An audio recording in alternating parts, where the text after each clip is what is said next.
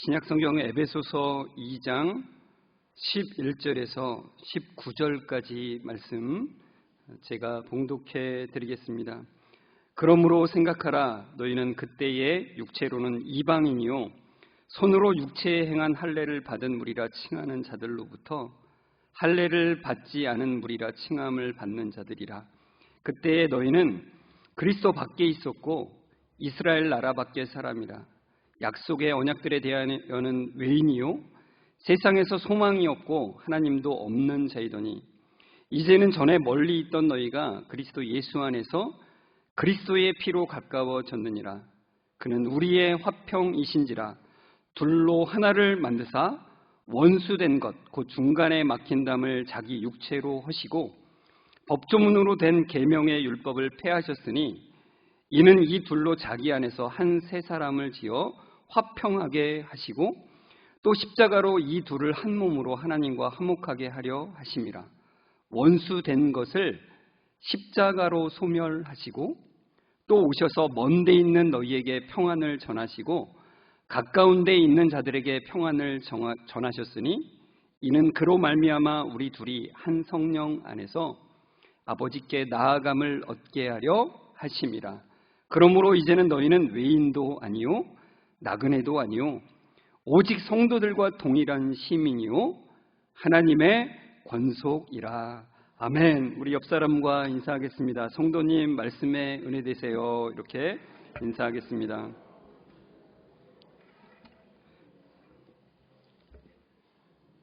네, 오늘도 말씀에 커다란 은혜가 함께하기를 주의 이름으로 축원합니다. 에베소서 2장 13절에서 14절 말씀에 이런 말씀이 있습니다. 이제는 전에 멀리 있던 너희가 그리스도 예수 안에서 그리스도의 피로 가까워졌느니라. 그는 우리의 화평이신지라. 둘로 하나를 만드사 원수된 것 곧 중간에 막힌 담을 자기 육체로 하시고 이렇게 되어 있습니다. 이 에베소서는 그 에베소 교회에 있는 성도들에게 쓴 편지인데요. 이 에베소는 지금의 그 튀르키예 아시죠? 그 터키가 이름을 바꿨잖아요. 튀르키예의 서쪽에 위치한 도시입니다. 유대인의 입장에서는 이제 헬라 문화권에 있기 때문에 이방인 지역이었습니다. 사도 바울이 이 에베소 교회에 편지를 쓰면서 이 유대인과 그러니까 이스라엘 사람들과 이스라엘 사람이 아닌 이방인들 사이에 중간에 막혀있는 담에 대해서 얘기하잖아요. 중간에 막힌 담, 이 얘기를 하시잖아요. 근데 이 중간에 막혀있는 이 담을 생각하면은 그 유대인과 이방인 중간에 막힌 그 하나의 그 중요한 담이 하나 떠오르게 됩니다. 그게 뭐냐면은 이방인의 뜰에서 성전으로 들어가는 그 담이 하나 있어요. 그러니까 예수님 당시의 성전인데 이 성전은 솔로몬이 지은 성전과는 좀 달라요. 헤롯이 유대인의 환심을 사기 위해서 지은 성전인데 굉장히 규모가 더 커져서 이방인의 뜰이라는 것을 만들게 됩니다. 그래서 예루살렘 성전은 그 안쪽 성전 안쪽 뜰과 바깥쪽 뜰로 이제 구별이 되게 돼요. 그래서 이방인들은 이방인의 뜰까지만 들어가게 돼 있어요. 근데 거기 이제 이방인의 뜰에서 성전 안쪽 뜰로 들어가는 그 담에는 아주 섬뜩한 문구들이 적혀 있어요. 그게 뭐냐면은 이방인은 이 담 내부의 뜰로 들어올 수 없다. 들어가다 발각되는 사람은 그 결과로 죽임을 당해도 본인의 책임이다. 그러니까 죽을 각오하고 들어오라는 거예요. 죽고 싶지 않으면 들어오지 말라는 얘기예요. 그러니까 이 이방인의 뜰이라는 거는 어떻게 보면 이방인을 배려한다기보다는 상당한 차별과 폐쇄성을 보여주고 있습니다. 그런 차별과 폐쇄성을 잘 보여주는 예가 이제 사도행전 21장에 나와요. 사도행전 21장 28절에서 29절을 보면은 여기에 유대인들이 예루살렘에서 바울을 고소를 해요. 뭘로 고소를 하냐면은 바울이 성전을 더럽혔다는 거예요. 근데 그 내용을 읽어보면은 28절에 이렇게 되어 있습니다. 또 헬라인을 데리고 성전에 들어가서 이 거룩한 곳을 더럽혔다 하니 그래요. 그러니까 그 고소하는 내용이 뭐예요? 여기에 이방인은 들어가면 안 되는 곳이잖아요. 성전 안쪽들은.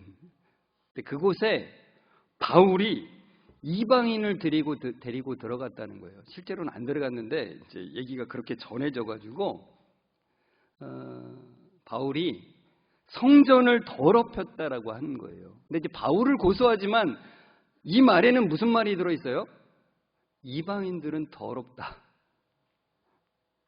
이방인들은 더러운 존재여서 절대로 성전에 들어오면 안 된다라는 것을 표현하고 있다는 거예요. 그러니까 이스라엘 사람들은, 유대인들은 자신들은 하나님의 거룩한 백성이고 그 밖에 이방인들은 더러운 존재라고 생각을 했다는 거예요. 근데 에베소서 2장 11절 우리가 읽었던 이 본문을 보면은 이방인들과 유대인 사이의 진짜 담이 무엇인지를 더 구체적으로 보여줍니다. 에베소 2장 11절 같이 읽어볼까요? 그러므로 생각하라. 너희는 그때에 육체로는 이방인이요 손으로 육체에 행한 할례를 받은 무리라 칭하는 자들로부터 할례를 받지 않은 무리라 칭함을 받은 자들이라 그렇습니다. 그러니까 유대인들은 자신들을 뭐라고 칭해요? 우리는 할례를 받은 자들 그렇게 말하는 거고, 그리고 이방인들은 뭐라고 칭해요? 할례를 받지 않은 자들 그렇게 칭한다는 거예요. 근데 그냥 우리가 이렇게 읽어서는 좀 감이 덜오잖아요. 그죠?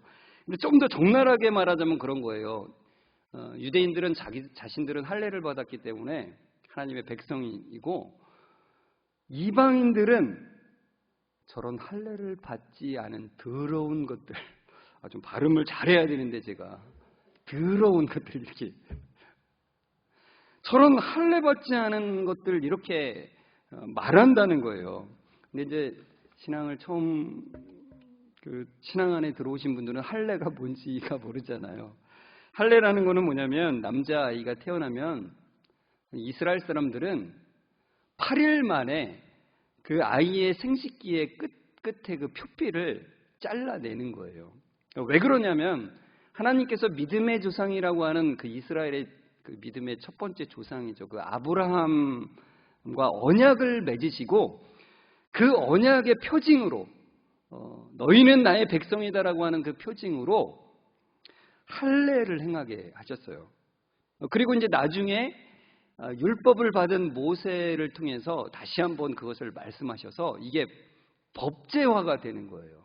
그래서 이스라엘 백성들은 반드시 태어나면 8일 만에 할례를 받게 되는 겁니다. 그러니까 하나님께서 그들을 택하시고 언약 백성이라는 것을, 하나님의 백성이라는 것을 확증하는 표시로 주신 증표, 그게 바로 할례라는 거예요. 근데 참 사람이 되게 이상해요. 증표가 그 진짜 의미보다도 중요해지게 되는 게 인간의 본성이에요. 그러니까 하나님이 이스라엘 백성하고 언약 관계잖아요. 그 언약의 관계보다 이 증표가 더 중요하게 됐어요. 그러니까 말하자면 이런 거예요. 나는 할례 받았으니까 하나님의 백성이야. 나는 율법이 있으니까 그냥 하나님의 백성이야. 이렇게 생각하는 거예요. 다른 거는 다 생각도 안 하고 율법을 다 어기면서도 나는 율법을 받은 백성이기 때문에 하나님의 백성이야 라고 생각하게 된다는 거죠. 그게 종교인이에요. 종교인. 그렇게 사용되는 할례는 하나님의 뜻을 완전히 거스르게 되는 것이 됩니다.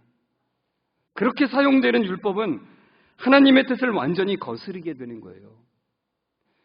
제가 이제 종교에 대해서 여러 번 말씀드렸잖아요. 종교가 뭐예요?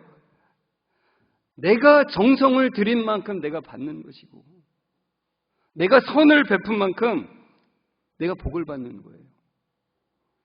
그래서 이제 우리가 불교에 입문하셨던 분들은 다 아시겠지만, 내가 이제 돈을 내어서 그 연등에다가 내 이름을 적잖아요.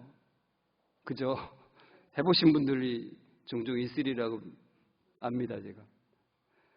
그리고 제가 또 절에 이제 가보면은 그 기와장이 이렇게 헌물하는 게 있더라고요. 그럼 거기다가 이제 내가 돈을 내가지고 이름을 적어요. 또 그것도 비싼 기와장이 있고 저렴한 기와장이 있죠. 근데 이제 내가 거의 돈을 냈고 내 마음을 내서 드려서 그 기와장이 거기에 사용되고 그 연등이 거기에 있으면은 뭐 기와장과 연등보다 더 비싼 것도 뭐 종류가 여러 가지 있습니다. 근데 그것을 하면 그것을 하기만 하면 나에게는 복이 오는 거예요. 그러니까 내게 복이 오는 보증수표가 되는 거죠. 좋게 말하자면 보증수표고, 조금 더 부정적으로 말하자면은 부적이 되는 거예요. 부적. 그러니까 가지고 있기만 하면 그 애군을 막아주고 복을 받게 하는 부적이 되는 거예요. 이 부적이 그냥 뭐 민간신앙이나 뭐 이런 데만 있는 게 아니라 이 유대인들에게도 있었다는 거죠. 그 할례가, 그 율법이 그들에겐 부적이 되었다는 거예요. 하나님과의 관계는 아무런 뭐 그렇게 의미도 없이 그냥 할례만 받으면 우리는 하나님의 백성, 이렇게 생각하며 살아갔다는 거예요. 근데 이게 유대인의 문제만이 아니라 우리 교회 안에도 그대로 들어와 있다는 거죠. 우리도 그렇지 않습니까? 뭐만 하면 그냥 하나님의 백성이고 나는 천국행 티켓을 가지고 있는 사람이다라고 하는 생각으로 살아가는 거죠. 여러분, 유대인들이 이 자신들이 가지고 있는 그 율법 그리고 할례, 이것들로 인해서 그들은 폐쇄적이 됐다는 거예요. 그 언약 백성이 저렇게 그냥 울타리를 쳐놓고 우리는 너네들하고 달라. 우리는 이것만 있기 때문에, 이것이 있기 때문에 우린 너희들하고 달라라고 하는 생각으로 살아갔다는 거예요. 근데 하나님은 그들이 하나님께서 주신 것을 오해하는 것에 있어서 성경을 통해서, 말씀을 통해서 그들에게 지적을 하시죠. 어떻게 지적하시냐면 갈라디아서 5장 6절에 보면은 이렇게 돼 있어요. 같이 읽어볼까요? 그리스도 예수 안에서는 할례나 무할례나 효력이 없으되 사랑으로서 역사하는 믿음뿐이니라. 하나님께서 이스라엘 백성들에게 주신 그 할례의 의미를 다시 설명하는 거예요. 다시. 하나님이 정말로 의도하신 할례의 의미는 이것인데 이스라엘 백성들이 그걸 가지고 다르게 해석하고 그 할례를 가지고 자기들 할례만 받으면 하나님의 백성이라고 생각하는 것에 대해서 확실하게 지적을 하시는 거예요. 그래서 우리는 육체에 행하고서 그것만 있으면 되는 그런 할례는 효력이 없다. 얘들아, 정신 차려라. 정신 차려 이 친구야. 뭐 이렇게 말씀을 하신다는 거예요. 그러니까 여러분, 우리는 믿음으로써 나는 죽을 수밖에 없는 존재였는데, 십자가에 달려도 아무런 억울할 것이 없는 그런 존재였는데, 나 대신에 그 죄값을 치르시고 십자가를 지시기까지 순종하신 그 의로움을 나에게 주신 그 예수님을 붙잡습니다라고 하는 그 믿음, 그 하나님의 사랑을 붙드는 그 믿음이, 그것만이 효력을 발휘한다는 거예요. 여러분에게 묻고 싶어요. 여러분, 세례를 왜 받으셨습니까? 이런 질문은 어디 가서 못 받는 질문이죠. 그렇지 않습니까? 세례는 당연히 받아야 되는 거 아닙니까? 이렇게 생각을 하는데 왜 세례를 받았냐 그러면은 진짜로 개인적으로 다 묻고 싶어요. 정말로. 제가 이제 돌아가면서 묻겠습니다. 이제 저를 개인적으로 만나면 이 질문이 언제 여러분에게 들려질지 모르니까 마음의 준비를 하십시오. 여러분, 세례를 받아야 교회의 일원이 된다고 하니까 세례를 받았습니까? 교회의 행정 절차와 의식 절차를 따라야 하니까 세례를 받으셨습니까? 제가 종종 이런 얘기를 많이 들었어요. 성도님은 이제 신앙생활한 지 몇 년 됐으니까 이제 세례 받으세요. 받으면 다 돼요. 이렇게 말하는 거를 많이 들었어요, 제가. 근데 혹시 여러분이 이런 생각으로 세례를 혹시 받지는 않으셨습니까? 그렇게 만약에 세례를 받으셨다면은 유대인들이 생각하는 할례와 같은 맥락이라는 거예요. 같은 맥락. 그래서 로마서 2장 28에서 29절에 보면은 진정한 할례에 대해서 우리에게 말씀해 주고 있어요. 이렇게 돼 있습니다. 로마서 2장 28에서 29절입니다. 무릇 표면적 유대인이 아니요 표면적 육신의 할례가 아니니라. 오직 이면적 유대인이며 할례는 마음에 할지니 영에 있고 율법 조문에 있지 아니한 것이라. 그 칭찬이 사람에게서가 아니요 다만 하나님에게서니라. 이렇게 말씀해요. 그러니까 여러분, 겉모습만 유대인인 사람이 진정한 의미에서의 참 유대인이 아니래요. 그러니까 이스라엘 사람이 내가 할례를 받았다고 해서 내가 아무리 나는 하나님의 백성이라고 주장하고 믿고 있을지라도 그는 하나님의 진정한 백성이 아니라는 거예요. 그러니까 몸에만 행해진 할례는 진정한 의미의 할례가 아니라는 거예요. 그럼 진짜 할례는 뭐냐? 성령을 따라서 마음에 받는 할례가 진짜 할례라는 거죠. 그러니까 우리로 말하자면 세례를 생각할 때 그런 거예요. 진짜 세례는 신앙생활을 오랫동안 했다고 해서 그냥 받는 세례가 아니라 교회 행정 절차에 따라서 몇 세가 되면 세례를 받고 몇 년이 지나면 세례를 받는 그런 것으로 인해서 세례를 받는 게 진짜 세례가 아니라 성령을 따라서 마음에 받는 세례가 진정한 의미의 세례라는 거예요. 그래서 제가 지금 김현영 성도랑 세례 교육을 하는데 제가 굉장히 늦추고 있어요. 성령을 따라 마음에 받는 세례가 그 가운데 있기를 기도하면서 제가 급하게 주지 않으려고. 시간이 지나면 그냥 당연히 받는 세례가 아니라 진짜 성령을 따라서 마음에 받는 세례가 되도록 주님 도와주십시오라고 기도하는 거죠. 근데 여러분, 사람의 본성은 늘 보이는 것에 집중을 하죠. 그렇지 않습니까? 저도 똑같아요. 제가 별다른 사람이겠습니까?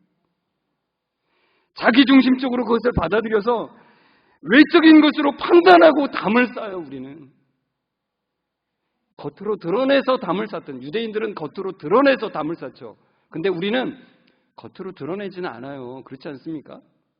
여기 중에 누가 우리 믿는 사람 외에는 저 외부인들 들어오면 안 돼. 이런 사람은 없잖아요. 그렇죠?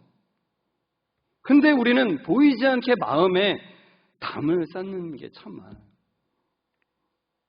그 중간에 막힌 담을 오늘 본문에서는 굉장히 강하게 말씀하고 있어요. 그게 뭐냐면 바로 중간에 막힌 담이 뭐라고 표현되냐면 원수된 것이라고 표현을 해요. 원수된 것. 그러니까 유대인과 이방인은 원수 관계예요. 유대인들은 자기들은 하나님의 그 백성들, 거룩한 백성이라고 여겼고 이방인들은 지옥의 땔감이라고 여겼어요. 그럼 지옥의 땔감이라고 하는 말 한번 묵상해 보십시오. 참 얼마나 참 인간으로서 생각하지 않는 그런 건지 알 수 있죠. 지옥에 갈 존재라는 거예요.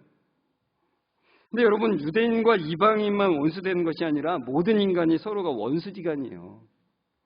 아담과 하와가 타락하기 전에는 아담이 하와한테 뭐라 그랬어요? 하와를 처음에 딱 보자 엄청난 시가 나와요. 이는 내 살 중에 살이요 내 뼈 중에 뼈로다 이렇게 고백하잖아요. 이건 내 몸이다 이게 내 몸이다. 나와 한 몸이다라는 얘기예요.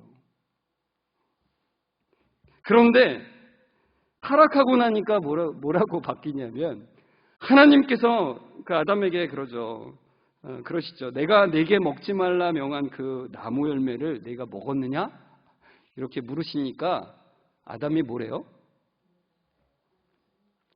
하나님이 주셔서 나와 함께한 그 여자가 내게 줘서 내가 먹었습니다. 그러죠. 그러니까 자기 책임을 하와에게 돌려요. 그러니까 한 몸이 아닌 게 됐어요. 다 저 사람 책임이라고 그러죠. 여러분 결혼해 보신 분들은 너무나 절감을 할 거예요. 결혼하지 않은 분에게 제가 겁주려는 건 아니고 결혼하기 전에는 결혼하면 서로 돕고 의지하는 관계가 되겠구나라고 하는 기대를 가지고 결혼을 했는데 왼수도 그런 왼수가 없어요. 진짜로. 그렇지 않습니까? 왼수도 그런 왼수가 없어요. 진짜. 하나님 어쩌면 이런 왼수를 내 옆에 두셨습니까? 그렇게 고백하게 되지 않습니까? 근데 여러분 부부만 그런 게 아니에요. 모든 인간은 서로가 잠재적인 왼수 관계예요. 그러니까 나한테 잘해줄 때는 내가 잘해줄 수 있어요. 충분히. 내 가족이어서 잘해줄 수 있어요. 예수님도 그렇게 말씀하세요. 내 가족에게는. 나에게 잘해주는 사람에게는 잘해줄 수 있다고. 근데 나를 욕하고 나에게 해를 끼치는 사람을 사랑하는 거는 잘해주는 거는 불가능이에요. 불가능. 여러분 지금은 왼수가 아니어도 지금은 믿을만해 보여도 언젠가는 왼수로 드러날 그런 날이 올 가능성이 늘 있어요. 그래서 우리 말에 그런 게 있잖아요. 격언에 믿는 도끼에 발등 찍힌다라고 하는 말이 괜히 있는 말이 아니에요. 언제나 우리에게는 믿는 도끼에 발등 찍힐 날이 있을 수 있는 그런 관계예요. 그런데 여러분 우리가 이 원수된 관계에서 근본을 꼭 보라고 성경은 우리에게 말씀해요. 그러니까 근본을 해결하지 않고 야 우리 잘 지내보자. 뭐 개그 프로에도 그런 거 나오는데 피스 뭐 이렇게 말하잖아요. 피스. 우리 평안하게 샬롬. 근데 근본적인 그 평화가 이루어지지 않으면은 그 인간과 인간 사이의 평화는 이루어질 수 없다라고 성경은 말씀하는 거예요. 그게 무엇이냐면 로마서 5장 10절 말씀에 이렇게 돼 있잖아요. 곧 우리가 원수 되었을 때라고 말씀해요. 이 원수 관계는 무엇을 말씀하는 거냐면 하나님과 우리의 관계를 말해요. 우리는 하나님의 자리를 찬탈한 자들이에요. 하나님이 이 세상을 창조하신 창조주이시고 이 세상을 다스리시는 왕이신데 그 자리를 찬탈해서 내가 하나님으로 살아가는 그런 존재들이었다는 거예요.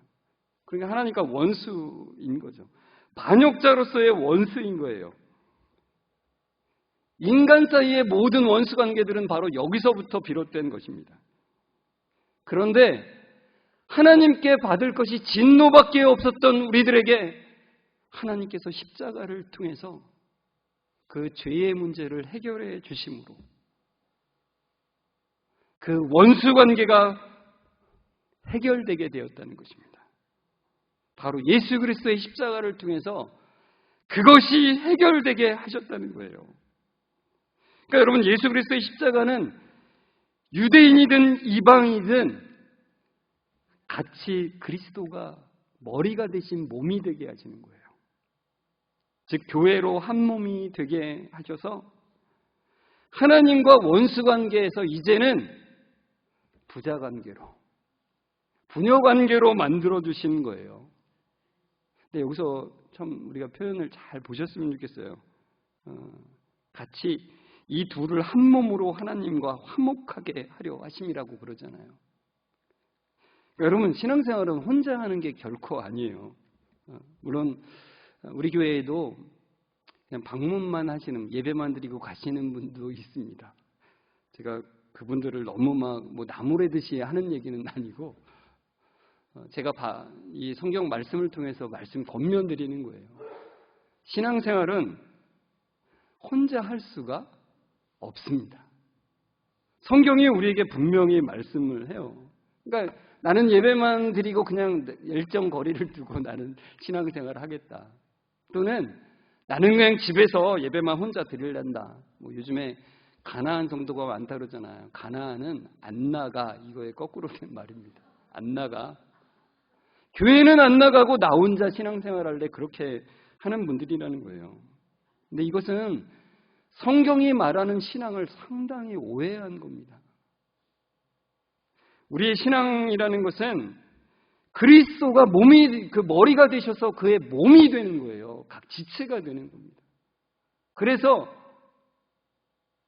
나 중심적으로 살아가던 우리가 그 하나님의 사랑에 의해서, 그리스도의 보혈의 피로 인해서 이제는 나 중심적인 삶이 아니라 하나님 중심적인 삶으로 바뀌는 거예요. 그래서 이제까지는 나 중심적으로 모든 걸 생각하고 판단하고 행동했다면 이제는 하나님 중심으로 다른 사람을 볼 수 있게 하는 거예요. 근데 이게 혼자 있으면 되지가 않거든요. 혼자 있으면 결코 이것을 이루어갈 수 없어요. 변화가 안 돼요. 그래서 하나님께서 교회를 이루게 하셨어요. 그래서 내 마음에 들지 않는 사람을 왼수로 옆에 두시고 그리스도의 십자가를 통해서 그 왼수와 하나가 되는 그 놀라운 기적을 이루어 가시는 거예요. 성찬식 때 제가 말씀드렸듯이 우리는 예수 그리스도의 보혈의 피를 나눈 사이예요. 예수 그리스도께서 십자가에 자기 육체로 우리의 죄를 대신하심으로 그 담을 하셨어요. 이제까지 막혀 있었던 그 원수된 것을 허무셨어요.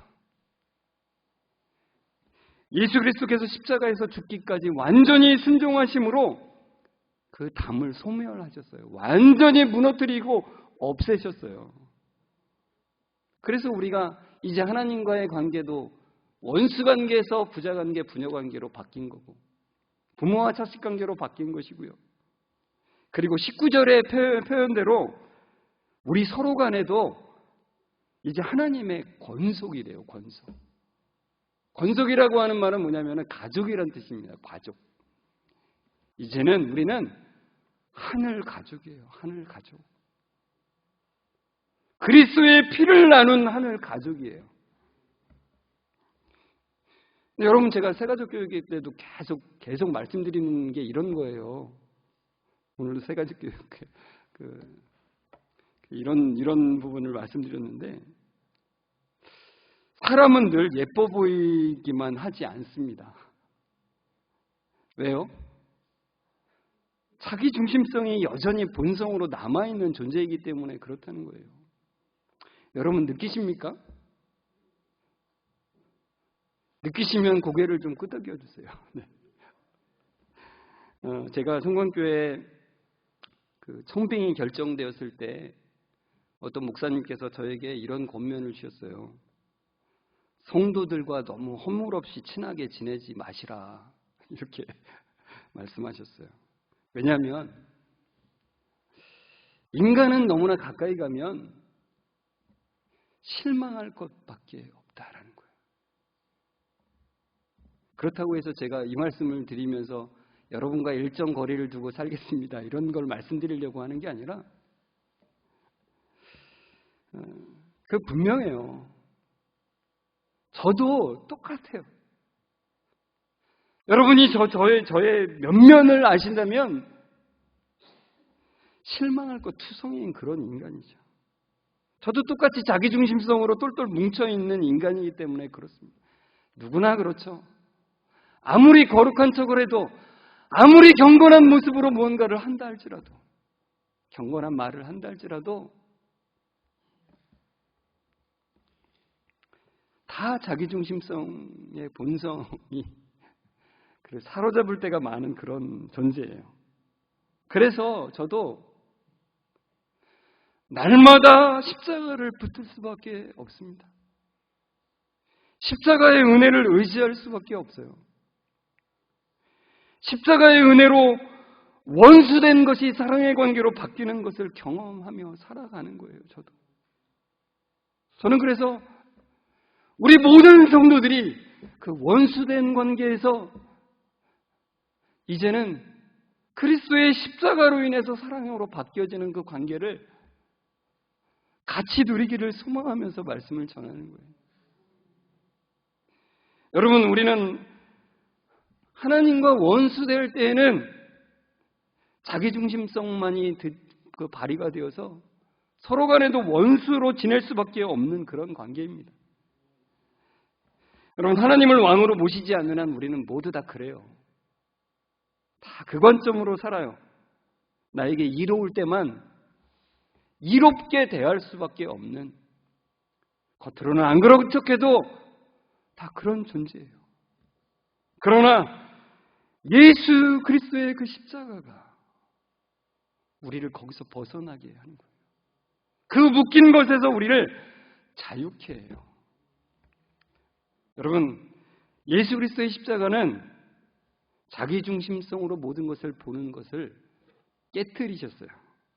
그래서 십자가로 거듭난 사람은 하나님의 관점으로 세상을 보게 되고 하나님의 관점으로 다른 사람을 보기 시작하는 거예요.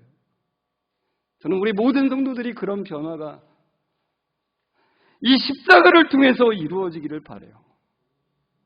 그 은혜가 여러분 마음속에 늘 충만하고 참된 울림으로 드러나기를 주의 이름으로 축원합니다.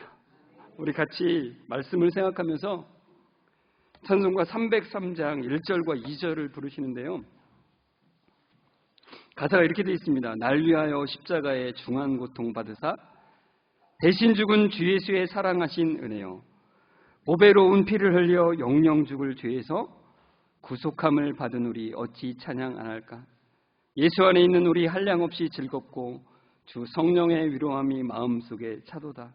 천국 음악 소리 같은 은혜로운 그 말씀 끊임없이 듣는 우리 어찌 찬양 안 할까? 그 십자가의 놀라운 은혜가 하나님과의 원수됨이 온전히 화목됨의 관계로, 사랑의 관계로, 그 바뀐같이 우리 사이에도 완전한 그 은혜의 관계, 사랑의 관계로 바뀌어짐의 그 놀라운 은혜를 경험하기를 소망하며 우리 함께 말씀을 생각하면서 불렀으면 좋겠습니다.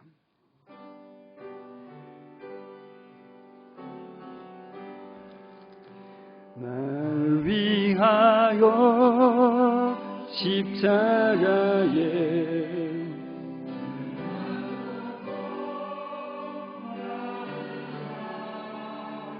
대신 죽은 주 예수의 사랑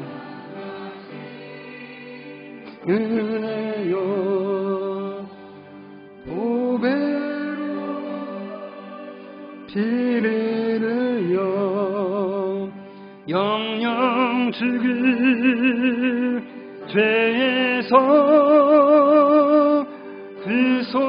구속함을 받으니 어찌 찬양 안 할까? 예수 안에 있는 우리, 예수 안에 있는 우리 한량없이 즐겁고 주 성령의 위로함이 마음속에 차도다. 천국 음악 소리 같은 은혜로운 그 말씀 끊임없이 듣는 우리 어찌 찬양 안 할까. 무한한 사랑으로 우리에게 자비를 베풀어 주시는 하나님을 찬양합니다. 하나님과 원수되었고 다른 사람들과도 원수된 것으로 살아가던 우리들에게 십자가로 그 담을 허물어지게 하심에 감사드립니다. 보배로운 피를 흘려 영영 죽을 죄에서 구속하여 주심을 찬양합니다. 십자가로 하나님의 자녀를 삼으시고 십자가로 우리를 하늘 가족이 되게 하심에 감사드립니다. 십자가로 우리가 함께 한량없이 즐겁고 성령의 위로함 속에 함께 있게 하심에 감사드립니다. 하나님, 우리 성도들 한 주간 살아가는 동안 십자가의 의미를 더 깊이 깨닫는 은혜를 구하며 여러 가지 것들을 절제하며 말씀에 집중하는 은혜를 허락해 주옵소서. 우리를 위해 십자가에 달리신 예수 그리스도의 이름으로 기도드리옵나이다. 아멘. 우리 주 예수 그리스도의 은혜와 하나님 아버지의 사랑하심과 성령님의 교통하심이 참으로 우리가 원수된 것, 우리 중간에 막힌 담을 오신 그 예수 그리스도의 사랑 가운데 나아가기를, 십자가의 그 놀라운 그 의미 가운데 나아가기를 소망하며 결단하며 나아가는 우리 모든 성도들과 그 가정 위에 지금부터 영원까지 함께 있을지어다. 아멘.